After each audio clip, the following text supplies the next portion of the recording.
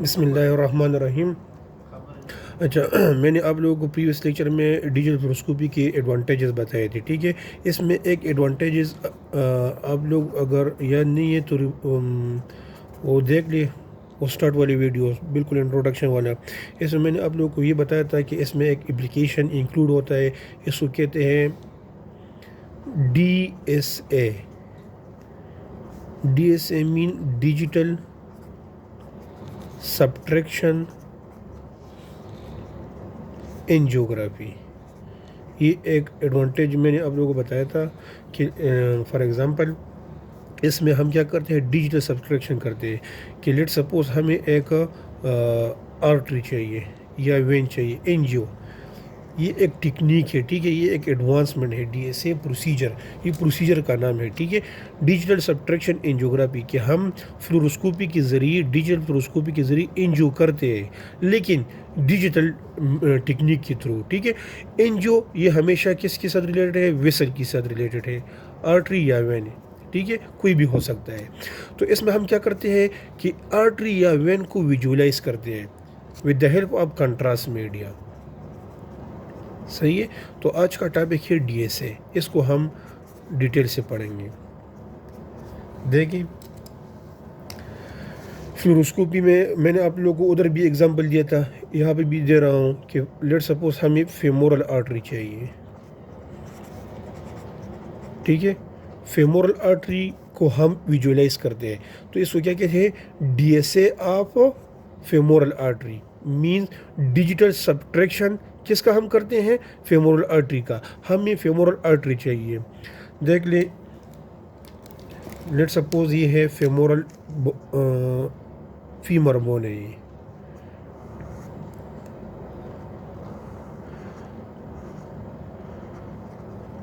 ठीक है। ये फीमर बोन हो गया, यहाँ पर ये फेमोरल आर्टरी आ रही है, ठीक है। क्या प्रोसीजर है कि इसी आर्टरी में हम कंट्रास्ट इंजेक्ट करते हैं और ये जो आर्टरी है ये हमारे पास विजुअलाइज हो जाता है। मींस कि कंट्रास्ट की वजह से ये आर्टरी जो है विजिबल बन जाती है। लेकिन फॉर एग्जांपल यहाँ पर मैं कट लेता हूँ, ठीक है, तो ये लेट सपोज ये स्क्रीन है, ठीक है। तो इसमें ये जो आर्टिकल वर्टिकल आ रही है, तो ये बोन नज़र आएगा आप लोगों को, इसी तरह का बोन का कट नज़र आएगा और बीच में ये आर्टरी नज़र आएगी। क्यों, क्योंकि बोन का भी डेंसिटी है, ये भी वाइट नज़र आएगा और जो आर्टरी है ये भी वाइट नज़र आएगा क्योंकि इसमें कंट्रास्ट है, ठीक है। तो देख ले, ये इसका शेडो भी वाइट है और इसका शेडो भी वाइट है, तो इसमें हम स्मॉल पैथोलॉजी को डिटेक्ट नहीं कर सकते। तो हम क्या करेंगे, अब इस तरह करेंगे कि एक टेक्निक को अप्लाई करेंगे, इसको कहते हैं DF मोड, ये मैं बताता हूँ लास्ट में। देख लें, इसी बोन को हम ख़त्म करते हैं, ठीक है। जब ये बोन ख़त्म हो जाए तो सिंपल और सिंपल जो है यहाँ पर आर्टरी रह जाती है, ठीक है। या इसके सराउंडिंग पे जो बोन था, ये वाला बोन था, ये वाला बोन था, इसको हमने एक टेक्निक के ज़रिए ख़त्म कर लिया, तो यहाँ पर सिर्फ और सिर्फ फेमोरल आर्टरी का यही पार्ट रह गया। तो देख ले, इसमें जो भी पैथोलॉजी जो हो इसको हम आसानी से डिटेक्ट कर सकते हैं। तो इसी टाइप ऑफ एंजियोग्राफी को कहते हैं DSA, क्योंकि हमने कंप्यूटराइज सब्ट्रैक्शन कर लिया। डिजिटल सब्ट्रैक्शन किस तरह है, कंप्यूटराइज जो है, ये बोन हमें रिक्वायर्ड नहीं था क्योंकि हम एंजियो करते हैं, एंजियो कर रहे हैं, DSA एंजियो कर रहे हैं, ठीक है। तो ये बोन हमें रिक्वायर्ड नहीं था, इस बोन को हमने कंप्यूटराइज मेथड से इसको ख़त्म कर दिया और ये फेमोरल को हमने सेपरेट छोड़ दिया ताकि जो भी पैथोलॉजी हो, बल्जिंग हो, स्टेनोसिस हो, जो भी हो वो हमें क्लियर नज़र आ जाए। तो इसी टाइप ऑफ एंजियोग्राफी को कहते हैं digital subtraction angiography. Angiography mean visualisation of vessel. हमने पिक्चर ले लिया, लेकिन कौन से मेथड से लिया, डिजिटल सब्ट्रैक्शन के मेथड से लिया। डिजिटल सब्ट्रैक्शन किसके थ्रू पॉसिबल है, ये कंप्यूटर मिनी प्रोसेसर्स होते हैं, मिनी कंप्यूटर होते हैं, उसी के थ्रू जो है इसको, इसी बोन को हमने सब्ट्रैक्ट कर दिया और सिर्फ आर्टरी रह गई, ठीक है। तो इसी तरह का सब्ट्रैक्शन जो है, जो डिजिटल तरीके से जो सब्ट्रैक्शन है इन जो है ये हम दो तरीक़ों से कर सकते हैं। ये जो मैं आप लोगों को अम्ब्रेला ड्रा कर रहा हूँ, तो इसी तरह आप लोगों ने भी माइंड में रखना होगा, ठीक है। दो तरीक़ों से हम ये बॉन्ड सब्ट्रैक्ट कर सकते हैं यहाँ पर, जो मैंने आप लोगों को बताया, ठीक है। सब्ट्रैक्शन दो तरीक़ों से होती है। एक को कहते हैं टेम्परल सब्ट्रैक्शन, और जो सेकंड मेथड है इसको कहते हैं एनर्जी सब्ट्रैक्शन। अच्छा, टेम्परल सब्ट्रैक्शन और एनर्जी सब्ट्रैक्शन में ये डिफरेंस है, देख लें। अच्छा, ये डिफरेंस मैं बाद में बताऊंगा। इसमें फर्दर दो मेथड और हैं। नंबर 1 मास्क मूड, और सेकंड वन है टाइम इंटरवल डिफरेंस, या सिंपली TID मूड। ये दो मूड होते हैं, ठीक है। तो मास्क और TID मूड जो है ये टेम्परल सब्ट्रैक्शन है, ठीक है। तो सबसे पहले हम टेम्परल सब्ट्रैक्शन ये पढ़ेंगे। इसमें मास्क मूड को जो है डिस्कस करेंगे, और मास्क मूड के बाद टाइम इंटरवल को डिस्कस करेंगे, ठीक है। फिर जब ये ख़त्म हो जाए तो फिर इसकी तरफ आएंगे। लेकिन चाहे वो टेम्परल हो या एनर्जी सब्ट्रैक्शन हो, टेम्परल में मास्क मूड हो या टाइम इंटरवल मूड हो, लेकिन हमारे पास मकसद एक ही होगा। जो मेन हमारा पर्पस है वो सिंपल एक ही होगा। क्या मकसद है कि हम डिजिटल तरीके से हम क्या करेंगे, एंजॉय करेंगे, वेसल को क्या करेंगे, विजुअलाइज करेंगे। चाहे जो भी मेथड हो, चाहे वो टेम्परल हो या एनर्जी सब्ट्रैक्शन हो, टेम्परल में मास्क मूड हो या टाइम इंटरवल डिफरेंस हो, लेकिन मकसद क्या होगा हमारा, टू विजुअलाइज द वेसल, चाहे वो आर्टरी हो या वेन हो या दोनों हो सकते हैं, ठीक है। किस तरीके से, कंप्यूटराइज तरीके से, एक ही मकसद होगा। प्रोटोकॉल क्या है देख ले। हम टेम्परल मूड को स्टार्ट करते हैं, और इसमें सबसे पहले हम मास्क मूड को डिस्कस करते हैं।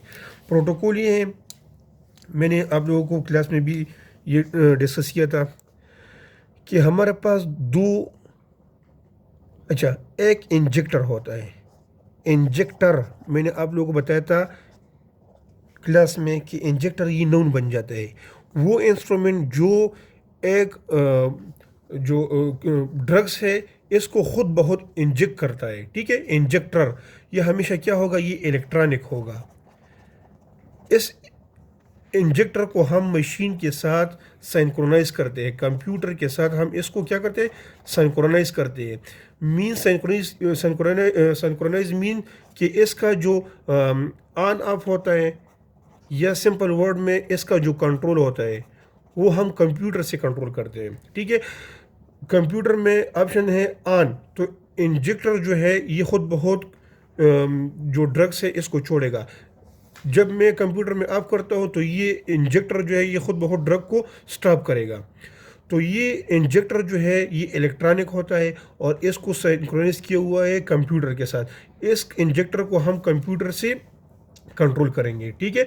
इंजेक्टर क्या है, ये खुद बहुत ड्रग को मतलब छोड़ता है और स्टॉप भी करता है, ठीक है। तो हमारे पास दो इंजेक्टर यूज़ होते हैं, दो इसी तरह A एंड B, और ये दोनों इंजेक्टर से इस तरह दो लाइन्स आई हुई है, और इससे एक लाइन बन जाता है, एक लाइन, ठीक है। ये 3 वे बन गया, ठीक है। इसी लाइन को फिर हम कनेक्ट करते हैं कैनोला के साथ। ये क्या है, कैनोला, और यही कैनोला हम इंसर्ट करते हैं पेशेंट की आर्म में, जहाँ पर विसल जो है विजिबल हो। ये हम विसल में मतलब इंट्रोड्यूस करते हैं, ठीक है। तो देख ले, नॉर्मली जो है जो इंजेक्टर नंबर ए है इसमें कंट्रास्ट मीडिया होता है, contrast media. Injector number B में हमेशा नॉर्मल सलाइन होता है। नॉर्मल सलाइन का क्या फंक्शन है ये भी मैंने डिटेल में आप लोगों को बताया था कि जो कंट्रास्ट मीडिया होता है, कंट्रास्ट मीडिया इसकी जो कंसंट्रेशन है ये बहुत ज़्यादा होती है, ये बहुत ज़्यादा कंसंट्रेटेड होता है, ठीक है। इसकी विस्कासिटी बहुत ज़्यादा होती है। कंट्रास्ट मीडिया की जो विस्कासिटी है वो बहुत ज़्यादा इंक्रीज है। विस्कासिटी को डिक्रीज करने के लिए हम क्या करते हैं, नॉर्मल सलाइन ऐड करते हैं ताकि इसकी जो विस्कासिटी है वो डिक्रीज हो जाए, वो आसानी से जो है फ्लो कर ले, ठीक है। देख ली जो इंजेक्टर नंबर ए है इसमें कंट्रास्ट मीडिया होता है, इंजेक्टर नंबर बी में नॉर्मल सलाइन होता है, ठीक है। नॉर्मल सलाइन क्यों यूज़ होता है यहाँ पर मैंने शार्टली बताया और क्लास में मैंने आप लोगों के साथ डिटेल में डिस्कस किया था, ठीक है। और भी मेथड होते हैं विस्कोसिटी को डिक्रीज करने के लिए। ये डायग्राम जो है ये आप लोग यहाँ पर मैं आप लोगों के सामने रखता हूँ और नेक्स्ट पेज पे डिस्कस करता हूँ। देख ली इससे ऑनवर्ड क्या प्रोटोकॉल है, ये स्टेप नंबर 1 ये हमारी प्रिपरेशन चल रही है, ठीक है। हम क्या करते हैं, यहाँ पर हमने विसल में ये कैनुला इंट्रोड्यूस कर लिया। सबसे पहले मैं स्टार्ट करूँगा कंट्रास्ट मीडिया। जो कंट्रास्ट मीडिया है इसको मैं ऑन रखूँगा, तो यहाँ से कंट्रास्ट आएगा टुवर्ड पेशेंट विसल। जो विसल है यहाँ पर कंट्रास्ट आएगा, ठीक है। फौरन जब कंट्रास्ट ख़त्म हो जाए तो फिर इसके बाद हम नॉर्मल सलाइन को जो है इसको इंट्रोड्यूस करते हैं ताकि जो विस्कोसिटी है कंट्रास्ट का वो डिक्रीज हो जाए। नेक्स्ट लेट सपोज मुझे कैरोटिड आर्टरी चाहिए, लेट सपोज, ठीक है। यहाँ ये जो है ये ब्रेकियल वेन है, लेट सपोज ब्रेकियल वेन में मैंने पंक्चर किया, मैंने कैनुला लगाया है और जो डीएसए प्रोसीजर है डिजिटल सब्ट्रैक्शन एंजियो, हमें कैरोटिड आर्टरी की चाहिए या कैरोटिड वेन कर ले, जो भी मर्जी हो। तो मुझे ये पता होगा कि कैरोटिड तक कंट्रास्ट, अच्छा ये देख ली कंट्रास्ट सबसे पहले कहाँ पे आएगा, ब्रेकियल वेन में आएगा। ब्रेकियल वेन से ये कंट्रास्ट जाएगा राइट एट्रियम में, राइट एट्रियम से राइट वेंट्रिकल, फिर इस तरह सर्कुलेशन में आएगा right atrium, sorry left atrium, फिर लेफ्ट वेंट्रिकल, लेफ्ट वेंट्रिकल से ये डिस्ट्रीब्यूट होगा और फिर आएगा कैरोटिड आर्टरी में। सही है। यहाँ पर मैं एक वर्ड लिखता हूँ, देख लीजिए 1 सेकंड में 1000 मिली सेकंड होते हैं, ठीक है। तो मुझे अंदाज़ा है जब मैं कंट्रास्ट इंट्रोड्यूस कर रहा हूँ और मुझे ये कैरोटिड आर्टरी चाहिए, तो मुझे ये अंदाज़ा है कि यहाँ से लेकर यहाँ तक कंट्रास्ट जो है लेट सपोज 4 सेकंड में पहुँच सकता है, ठीक है। ब्रेकियल आर्टरी में जब मैं कंट्रास्ट और नॉर्मल सलाइन इंजेक्ट करता हूँ तो ब्रेकियल वेन से इसी सर्कुलेशन के थ्रू कैरोटिड आर्टरी तक ये 4 सेकंड का टाइम लेता है, ठीक है। 4 सेकंड का टाइम लेता है, ये मेरे माइंड में है। अब मैं क्या करूँगा, देख लें फ्लोरोस्कोपी मशीन को मुझे कौन से एरिया चाहिए, कैरोटिड आर्टरी चाहिए। मैं पेशेंट का जो नेक रीजन है, पेशेंट का नेक रीजन में फ्लोरोस्कोपी के इनसाइड रखूँगा, मीन्स कि ऊपर एक्सरे ट्यूब होगा और नीचे क्या होंगे, नीचे फ्लैट पैनल इमेज रिसेप्टर होगा, ठीक है। इसके दरमियान पेशेंट का नेक होगा क्योंकि नेक में जो है कैरोटिड आर्टरी या वेन होती है, ठीक है।